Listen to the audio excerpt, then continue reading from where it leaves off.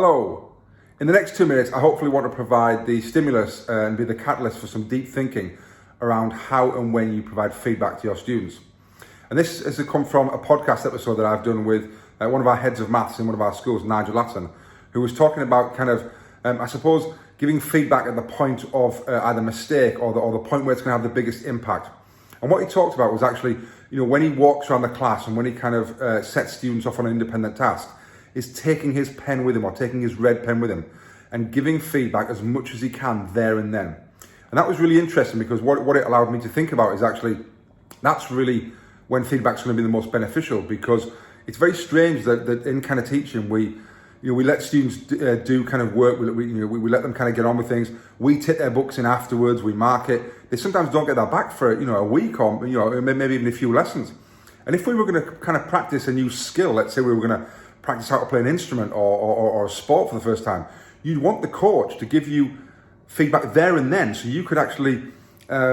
change and make slight tweaks and changes to get better immediately. You wouldn't want the coach to go away and say, I'll give you some feedback in next week and I'll write it down for you. And then you might not even have the chance to do that with the feedback because we've moved on to another skill. So when I was thinking about this, it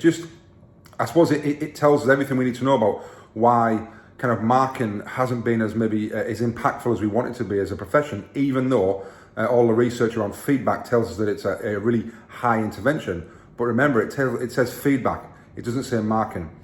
So what I want you to think about is how can you really make sure that we're giving feedback there and then in the lesson, so that students don't then waste the next half of the lesson by doing things wrong all the time still because you haven't had a chance to give that feedback. How can you give it at the point that it's going to have the biggest impact, which ultimately is you getting out of your seat, getting around, looking over kids' shoulders, and also what Nigel talked about in the podcast when I spoke to him, which is really important, is getting into their heads and actually seeing them do things, which then you'll be able to work, I know why you're doing that, because you can see them doing it. So giving feedback as much as you can at the point where it's going to have the biggest impact. So hopefully that'll give you something to reflect on,